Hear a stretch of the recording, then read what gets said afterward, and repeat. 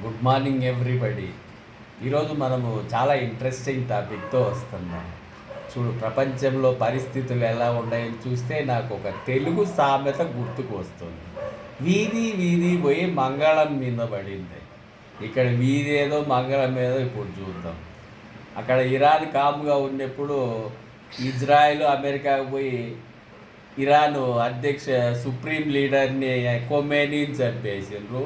కొమీన్తో పాటు చాలామంది లీడర్స్ చంపేస్తే దాంతో వాళ్ళు అమెరికా వాళ్ళు ఎంతో సంతోషించి మేము అందరినీ మట్టు పెట్టినామంటు. దాంతో అంతా చేంజ్ అయిపోతుంది అనేసరికి ఇమ్మీడియట్ రెస్పాన్స్ వచ్చింది. అన్ని గల్ఫ్ దేశాల మీద ఇరాన్ దాడి చేసింది.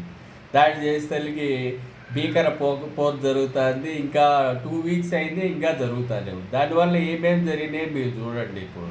ఇప్పుడు గ్యాస్ లేదు, హోటళ్ళు మూసేసిండ్రు, జనాలకు తిండి లేదు, పెట్రోల్ ఎక్కడి నుంచి రావాలో హార్మూజ్ జలసంది అంట, ఆ నుంచి వచ్చేదానికి దాంట్లో కూడా మూసేసిండ్రు.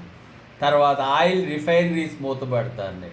తర్వాత పెట్రోల్ రేటు ఎప్పుడు పెరుగుతో ఎవరికి తెలియదు, కానీ గవర్నమెంట్ ఏం చెప్తాను, ఏం పెరగదమ్మా, మీరు బైకులు కార్లు వేసుకొని ఫ్రీగా తిరగండి, ఎన్ని కిలోమీటర్లు అయినా అంటుంది. మీరు నమ్ముతారా ఈ విషయము?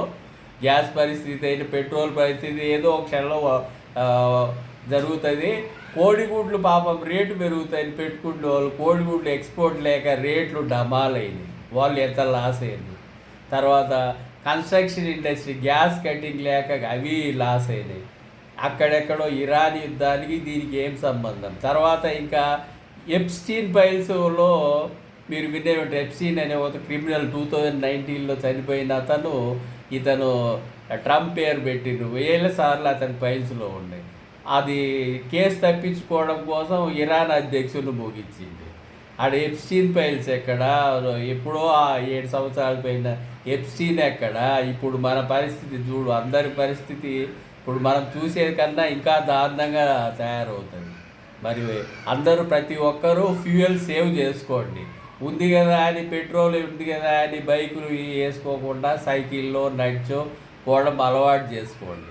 1965లో మనకు ఫుడ్ సప్లై తక్కువ వచ్చినప్పుడు అప్పటి ప్రధానమంత్రి లాల్ బహదూర్ శాస్త్రి ఒక పూట తిండి మానేయమండి, ఆయన మానేసి మన తిండి మానేయమని. చూడు, సేవ్ చేసుకుని ఇప్పుడు కనీసం ఒక అడుగు కూడా పెట్టలేకుండా ఉంటారు బైక్ లేకుండా. మరి పెట్రోల్ లేని రోజు ఏం చేయగలుగుతారు మరి?